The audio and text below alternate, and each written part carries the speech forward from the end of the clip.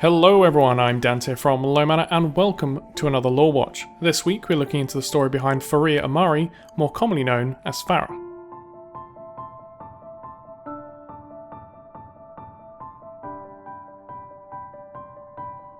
Born around the advent of the Omnic Crisis, Fareeha Amari is, as far as we know, the only child of Anna Amari. Little is directly stated about her childhood, but given the timelines, it is highly likely that young Fareeha saw very little of her mother during her formative years. As the Omnic Crisis swept across the world, Anna was on the front lines in the Egyptian military before being selected as one of the 6 founding members of a strike team that would quickly become legend, Overwatch. This came as no surprise to anyone, Anna simply being the latest in a long line of highly decorated soldiers. Alongside Reinhard Wilhelm, Torbjorn Lindholm, Jack Morrison, the mysterious Liao, and under the command of Gabriel Reyes, Anna utilised her elite skills as a sniper deep behind enemy lines in the fight against the Omnic threat. While she would go on to be regarded as an international hero and feted as one of the saviours of mankind, it seems as though it came at the expense of a close relationship with her daughter. Nevertheless, the young Fareeha was inspired by her mother's exploits and resolved from an early age that she too would one day take her place in Overwatch. She began along this path much as her mother had, enlisting in the Egyptian military as soon as she was permitted. While Fareeha, operating under the call sign of Pharah, honed her skills in the army, all was not well in the heart of Overwatch. Discord was fermenting. Bitterness between founding members began bubbling to the surface, and the organisation designed to protect the world was being accused of human rights abuses and weapons proliferation. Overwatch as we knew it fell, ruined by the massive allegations against it. The supposed death of Morrison and Reyes, the destruction of their Swiss HQ, and the enforcement of the Petrus Act, banning any activity linked to the once heralded institution. The timelines blur here and little is certain, but at some point, whether before or after the fall is unknown, Pharah's mother disappeared and was presumed dead. To this day though, the true fate of Anna Amari is shrouded in mystery. Whether before or after her disappearance is again unclear, but Pharah chose to take on the same tattoo that so clearly distinguished her mother, the Eye of Horus, known as the Ujit, adorned her right eye where it had decorated Anna's left.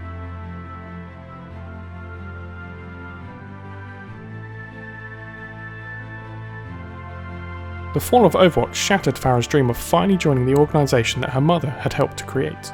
The path she had spent her whole life walking down had vanished before her, and even as she left the army with a string of plaudits and a commendation for her distinguished service, her future without Overwatch was as uncertain as the world it had protected. Her skills and experience were valuable commodities, however, and very soon she found herself employed by Helix Security International, one of the groups brought in to safeguard former Overwatch bases from threats to them and threats they posed to the public. Her assignment was in her home country of Egypt and fell very much into the second category. The nature of the temple has always been on a need-to-know basis, acting, as it does, a prison for one of the enigmatic god AIs, Anubis. Speculation abound that these had some role in the Omnic Crisis, but what is certain is that they are a significant danger to humanity. As such, Helix equipped Pharah with a state-of-the-art Raptora Mark 6 flight suit, a marked upgrade over the standard flight suit issued out to Helix personnel, and designed for high speeds and phenomenal firepower. While working for Helix, Pharah utilised her extensive experience and was appointed a lieutenant. But she also served under Captain Khalil, an officer who had served alongside her mother Anna many years earlier in the Egyptian army. This happy coincidence would end up having a substantial impact on Pharah in the years to come.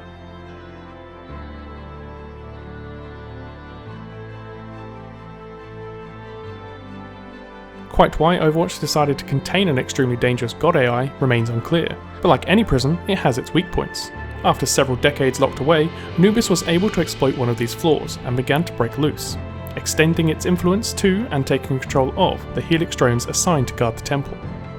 Pharah, alongside her strike team and under the command of Khalil, were dispatched to deal with the threat. Up until this point, Pharah had spent her life focused on the mission at hand, be that for the military or her own personal goal of joining Overwatch, and this philosophy continued into her role at Helix. Nothing was more important than the mission, striking eerie parallels with Gabriel Reyes, and this mission was even more vital than most. Anubis' influence had spread further than feared, infecting the Omnic member of her team Okoro, prompting him to kill himself and leading the team into an ambush by their own drones.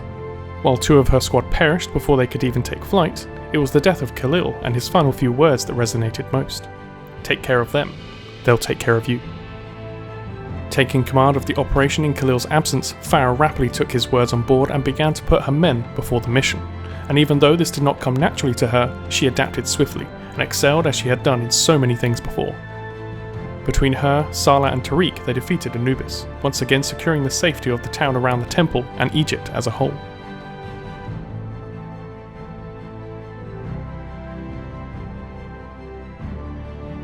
After this, the true meaning of her Ujit tattoo became clear to her.